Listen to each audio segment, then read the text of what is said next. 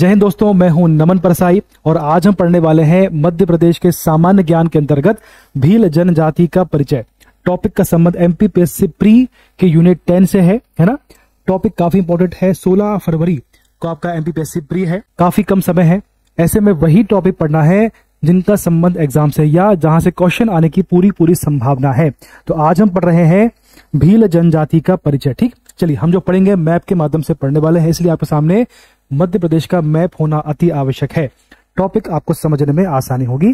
2 platform है, नमन Parsai classes, ये हमारा टेलीग्राम प्लेटफॉर्म है, इसकी लिंक डिस्क्रिप्शन में है, वहां से आप जुड़िए। इसके बाद ये हमारी एप्लीकेशन है नमन परसाई लर्निंग ऐप। ठीक, यहाँ पर आपको वो सब कुछ अवेलेबल है जो आपके लिए एग्जाम के लिए आवश्यक है। ठीक, यहाँ पर हमने टेस्ट सीरीज को डाला हुआ है टेस्ट पास के नाम से। ठीक, देखिए हमारी जो एप्लीकेशन है नमन परसाई लर्निंग ऐप, इसकी जो लिंक है वो डिस्क्रिप्शन में मिल जाएगी आपको। यहाँ पर एक टेस्ट सीरीज है टेस्ट पास। ठीक, ये बहुत ही शानदार है, मात्र 49 में अवेलेबल है। एमपीपीएससी या जो अन्य एग्जाम होती हैं जैसे एमपीपीएससी है, सीजीपीएससी है, यूपीपीएससी है, जितने भी एग्जाम होते हैं सभी के टेस्ट सीरीज यहाँ पर अवेलेबल है मात्र 49 में। ठीक, तो इसको आज ही परचेज करना है, खासकर एमपीपीएससी के लिए, और आपको तैयारी शुरू करना है। सब कुछ इसमें अपडेट किया हुआ है, जो आपका वर्तमान में सिलेबस है उसके अकॉर्डिंग इसको तैयार किया गया है, इसलिए आपको बिना देर किए इसको परचेज करना है। ठीक है, नमन परसाई लर्निंग ऐप। चलिए शुरुआत करते हैं। तो कुछ जनजातियां हैं जिनको आगे हम पढ़ेंगे, जैसे भील है, गोंड है ना, बैगा है, इसके बाद में कोरकू है, फिर आप देखें सहरिया है। ठीक, तो इन सबको हम भविष्य में पढ़ने वाले हैं। आज हम जो पढ़ने वाले हैं उसका नाम है भील जनजाति। ठीक, चलिए सबसे पहले बात, जैसा आपसे मैंने कहा था कि हम जो पढ़ेंगे मैप के माध्यम से पढ़ने वाले हैं, तो आपके सामने मध्य प्रदेश का मैप है।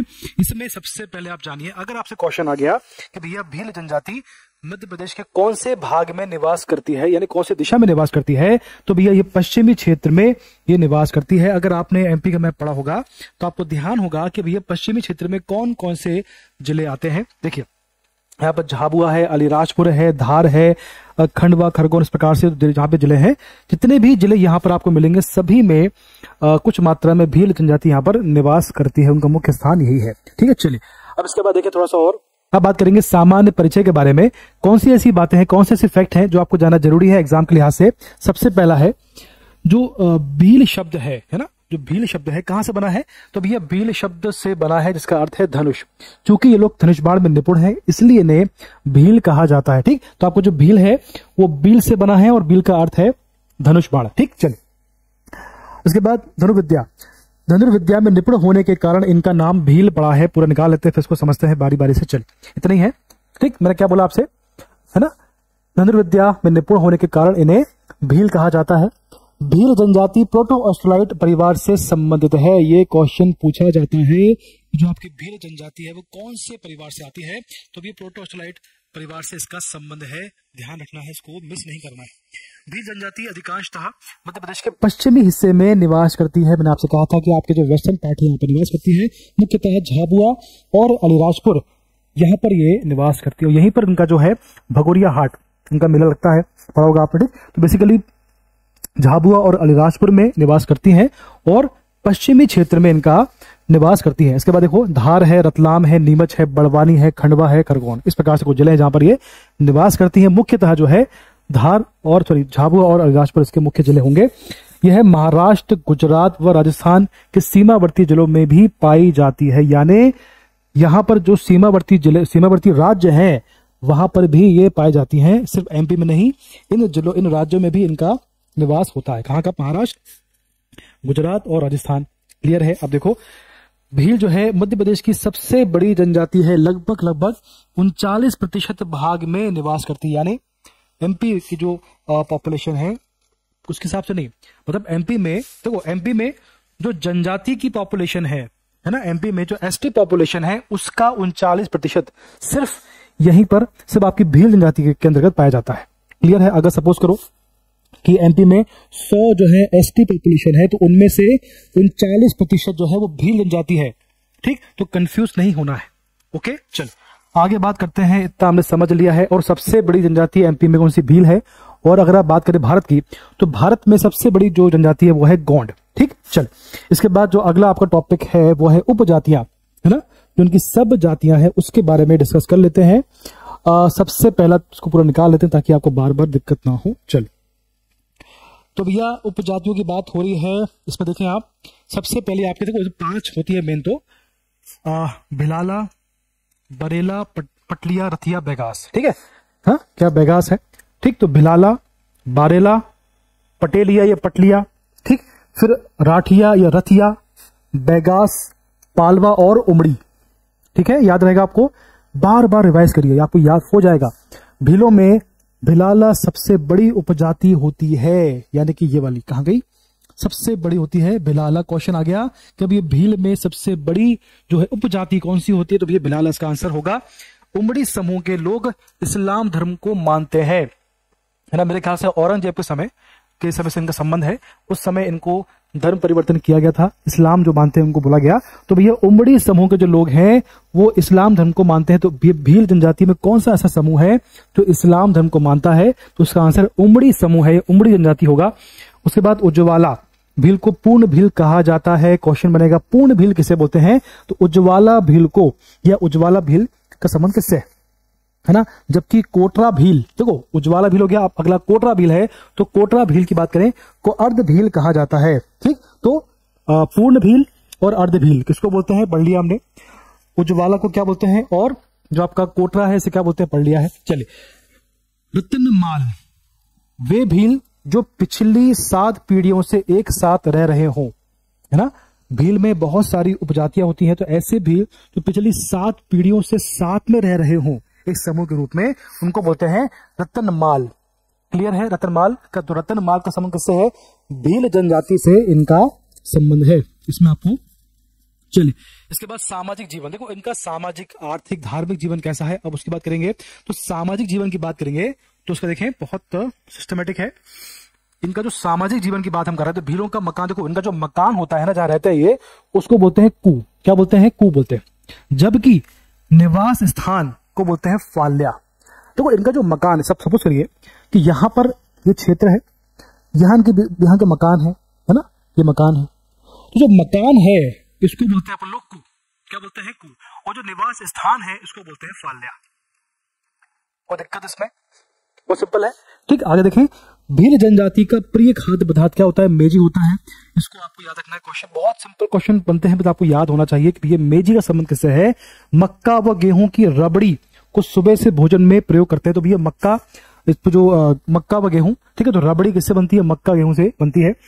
इसका जो पेय पदार्थ है, पेय पदार्थ के रूप में ताड़ी, क्या है, ताड़ी को पेय पदार्थ रूप में पीने के लिए ताड़ी को प्रयोग करते हैं। ठीक है, तो ताड़ी का संबंध किससे है, भील से है। और आपको जो मेजी का संबंध किससे है, भील से है। इसके बाद देखो, भील जनजाति के विवाहों में भगोरिया विवाह होली के अवसर पर होता है ना। इसमें क्या क्या होता है आगे समझेंगे। ठीक, तो बेसिकली भगोरिया विवाह का संबंध किससे, भील से है।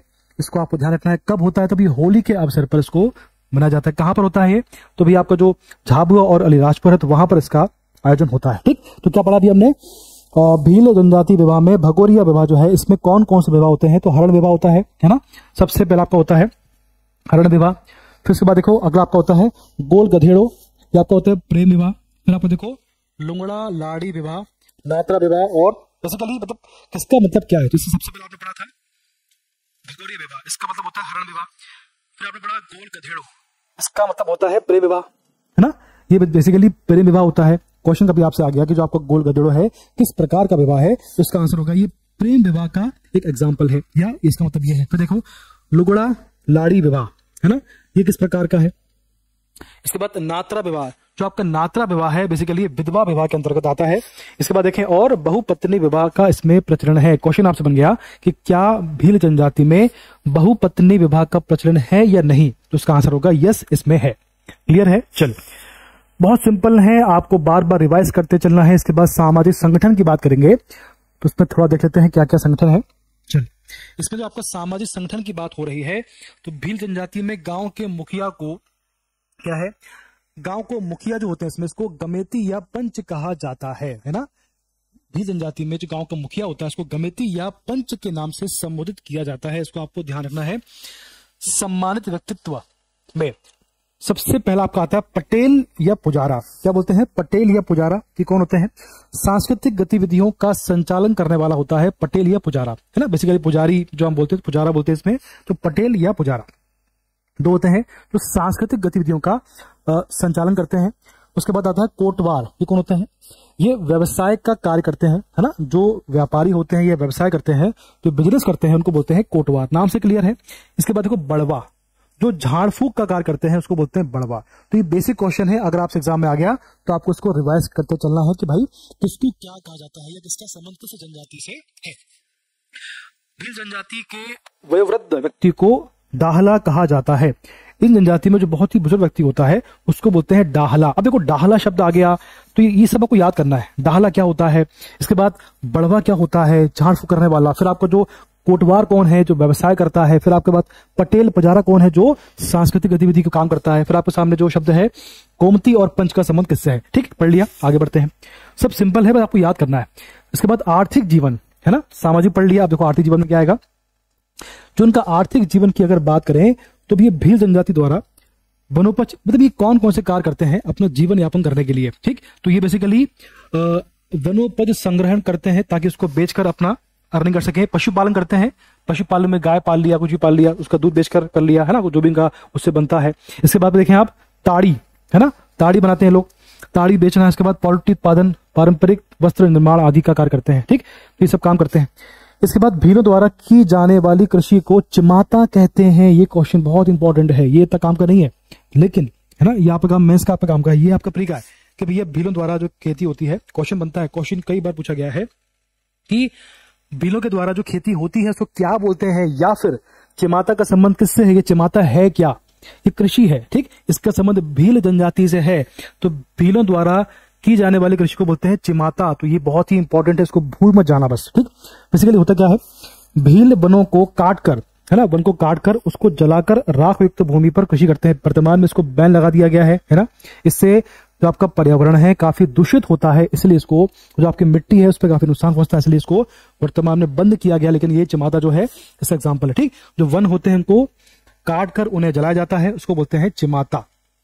क्लियर है? चलो आगे पढ़ते हैं। इसमें थोड़ा सा और धार्मिक जीवन, हमने सामाजिक पढ़ लिया, आर्थिक पढ़ लिया, पढ़ते हैं आपका धार्मिक जीवन के साधन का। देखो जो भील जनजाति के जो देवी देवता हैं उनकी थोड़ी सी बात की जाए। देखिए बहुत सिंपल है। भील जनजाति के देवी देवताओं में बाबा देव कौन से होते हैं? सबसे पहले आपको होते हैं बाबा देव, फेमस होते हैं, है ना, इनको मानते हैं लोग। फिर आपके होते हैं गलदेव, बाबा कुहाजा भीतला, माता रानी काजल माता, हनुमान बाबा, बाबा घेष्टा। इस प्रकार से मेरा आपको जो मेन है बाबा देव है, गलदेव है, बाबा कुहाजा, इस प्रकार से इनको मानते हैं। अब देखो आगे देखो, बहुत काम का है। राजा सिंह, राजा पंथा भील जनजाति के शक्तिशाली देवता है। तो भैया भील जनजाति के सबसे शक्तिशाली देवता कौन से हैं? तो राजा सिंह या राजा पंथा, या क्वेश्चन बनेगा राजा पंथा का संबंध किस जनजाति से है, किसके देवता है? तो ये भील के देवता होंगे।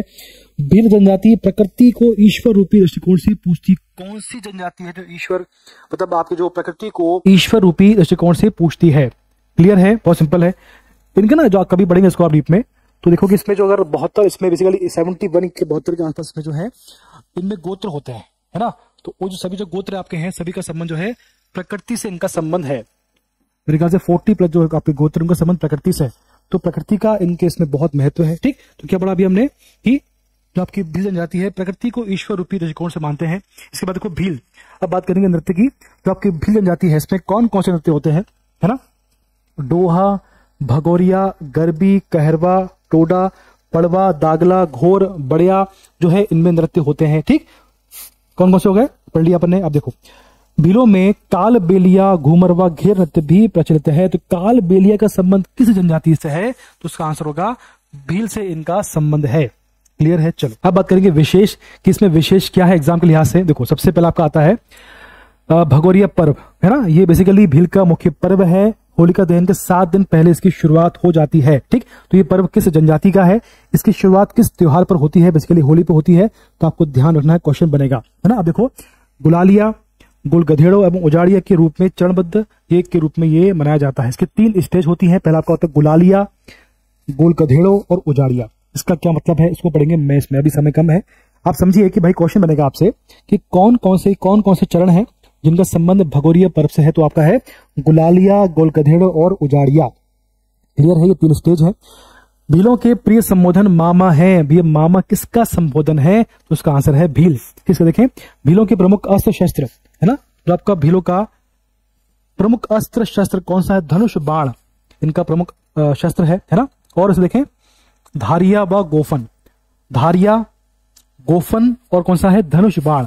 अब चूंकि इनका नाम का मतलब वही है तो ये इनका होगा, सिंपल सी बात है। और क्या है? धारिया और गोफन। ठीक, इसके बाद वेणेश्वर मेला, राजस्थान को भीलों का कुंभ भी कहा जाता है। क्वेश्चन बनेगा आपसे, जो भील जनजाति है तो उसमें क्वेश्चन बनता है आपसे कि भीलों का कुंभ है ना, भीलों का कुंभ किसे कहा जाता है? तो भैया वेणेश्वर मेला को, जो कि राजस्थान में बनता है, इसको भीलों का कुंभ कहा जाता है। क्लियर है? क्वेश्चन बहुत इंपॉर्टेंट है, इसको हमने पढ़ लिया है। अब चलो, इतना हमने पढ़ लिया है। उसके बाद देखें, इस बात और भी है, जात्रा उत्सव क्यों बनता है? नई फसल के आगमन पर मनाया जाता है। क्वेश्चन बनेगा, जात्रा उत्सव का संबंध किससे है? तो भी भील जनजाति से इनका संबंध है। कब होता है? जब नई फसल का आगमन होता है, तब ये मेला त्योहार, ये उत्सव होता है। इसके बाद देखें, यह उत्सव नांदर जातर के रूप में एवं नवाई जातर के रूप में मनाया जाता है। क्लियर है? भीलों की चित्रकला को पिथौरा के नाम से जाना जाता है। पिथौरा की जो आपकी, पिथौरा किसको बोलते हैं? ठीक, तो आपका जो बेसिकली जो भीलों की चित्रकला होती है उसको बोलते हैं पिथौरा। क्लियर है? और देखें, अहाक क्या होता है? क्या होता है? ये भीलों द्वारा विवाह संबंध व रिश्तेदारी एक निश्चित भौगोलिक क्षेत्र में ही की जाती है, इसको बोलते हैं अहाक। सिंपल सी बात है ना। जो भील जनजाति होती है, एक निश्चित क्षेत्र में, एक निश्चित भौगोलिक क्षेत्र में ही अपना विवाह करते हैं, उसको बोलते हैं अहाक। आगे देखें, एक बुक है द भील्स अ स्टडी। ये बुक किसने लिखी है? इसका आंसर है टीवी नायक द्वारा ये बुक लिखी गई है ना। द भील्स स्टडी इसे लिखी है टी.बी. नायक। ठीक, क्लियर है? अब देखें थोड़ा सा और है, दापा प्रथा क्या होती है? क्वेश्चन बनता है, दापा प्रथा क्या होती है, इसका संबंध किससे है? दापा प्रथा बेसिकली इसमें क्या होता है, इस प्रथा के तहत वर पक्ष यानी कि लड़का दूल्हा की ओर से वधु पक्ष यानी कि लड़की वालों को दहेज दिया जाता है शादी के समय। उल्टा होता है ना, जो लड़की होती है उसको दहेज मिलता है। क्लियर है? इसको बोलते हैं दापा प्रथा। तो भी इस प्रथा को रोकने के लिए, समाप्त करने के लिए अक्टूबर 16 में सरकार द्वारा साथीदार अभियान की शुरुआत की गई है। तो क्वेश्चन बनता है कि साथीदार अभियान की शुरुआत कब और किस उद्देश्य के लिए की गई है, तो उसका आंसर पता है आपको। इसके बाद देखिए, अगला आपका टॉपिक है कि भील नृत्य का गजरा किसे कहा जाता है ना। क्या है? भील नृत्यों का गजरा किसे कहा जाता है? तो भी डोहा नृत्य को गजरा कहा जाता है, भील नृत्य का। क्लियर है? जल संरक्षण से संबंधित हलमा परंपरा भीलों की प्रसिद्ध परंपरा है ना। क्या है? जल संरक्षण के लिए एक परंपरा है, इसका नाम है हलमा परंपरा। ठीक है, तो इसको आपको याद रखता है। ये क्वेश्चन बन जाता है कि भैया हलमा प्रथा का संबंध किससे है, किस जनजाति से है, इसका उद्देश्य क्या है? तो जल संरक्षण से इसका संबंध है। क्लियर है? चल आगे बढ़ते हैं। अभी कुछ मैप, एक आपके सामने मैप है, ये मैप रिविजन के लिए है, ये टेलीग्राम ग्रुप में डल जाएगा, वहां पर आप इसको देखें। इसमें पूरा रिवाइज हमने किया हुआ है कि भाई किस प्रकार से इसको आप याद करें, किस प्रकार से मैपिंग करें। ये देखिए, आपका एमपी का मैप है, अगर आपको थोड़ा सा क्लियर होगा, ये आपका एमपी का मैप है ना, देख पा रहे हैं आप। इसमें मैंने पूरा क्लियर किया हुआ है किस प्रकार से जो आपके जिले हैं या फिर आपका जो आपके जनजाति है उसकी क्या क्या विशेषता है ना, कहाँ कहाँ निवास करती है, क्या क्या उनके नृत्य हैं और क्या क्या इनमें खास बातें हैं जो एग्जाम में आपसे क्वेश्चन बन जाता है। इस प्रकार से आपके सामने है। अब थोड़ा सा उसको रिवाइज कर लेते हैं, है ना। इसको मैं सेंटर में लिखा हुआ है। चलो, सबसे पहले तो आपको ये ध्यान रखिए, जो आपकी भील जनजाति है ये एमपी की सबसे बड़ी जनजाति है, सबसे बड़ी जनजाति है ना। लगभग 39% में इसका क्षेत्र फैला हुआ है। ठीक है, चलो, तो ये कहां पर निवास करती है, दोबारा से रिवाइज कर लेते हैं। तो हमने पढ़ा तो पश्चिमी क्षेत्र में धार, झाबुआ, रतलाम, अलीराजपुर और बड़वानी में इसका निवास है। ठीक, पर्व कौन से होते हैं? भगौरिया, नवई, चलावणी और जातरा इसके नृत्य होते हैं, फिर इसके पर्व होते हैं। कृषि कौन सी? चमाता और दाजिया, है ना, चमाता और दजिया इनकी कृषि होती है। पंचायत कौन सी होती है? कोटद्वार इनकी पंचायत को बोला जाता है। देवता तो ये राजपंथा इनके सबसे प्रमुख देवता होते हैं, ये पढ़ लिया था हमने। इसके बाद देखें आप, विवाह तो भी अपहरण विवाह होता है, नातहा विवाह होता है, घर जमाई होता है, दापा प्रथा।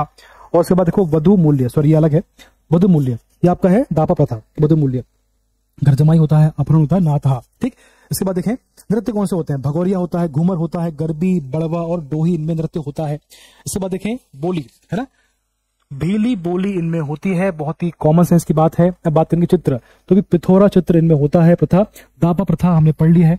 मकान कैसे होते हैं? कु, इनका जो मकान उसको कु बोला जाता है ना, कु इनके मकान को बोला जाता है। और जो मोहल्ला जहां पर रहते हैं उसको बोलते हैं फाल्या। क्या बोलते हैं? फाल्या उसको बोलते हैं मकान को, मोहल्ले को। गाँव जहां पर निवास करते हैं उसको बोलते हैं पाल। ठीक, तो कु मकान है, मोहल्ला फाल्या जो गाँव उसको बोलता है पाल।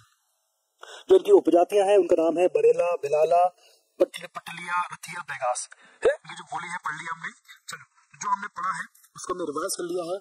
आपके सामने बहुत ही अच्छा एग्जाम्पल है किस प्रकार से आपको जो आपकी जनजाति में बनाना है ताकि एग्जाम में आपको रिवाइज करने में आसानी हो। ठीक, जो हमने पढ़ा है मुझे काफी उम्मीद है कि आपको याद हुआ होगा, है ना, या ठीक। तो भैया आपको करना क्या है, अंत में जो टेस्ट सीरीज की लिंक है डिस्क्रिप्शन में, वहां से आपको उसको इंस्टॉल करना है और आज ही टेस्ट सीरीज आपको परचेज करनी है। नाम है टेस्ट पास, मात्र 49 रुपीज में। ओके, धन्यवाद, बेस्ट ऑफ लक।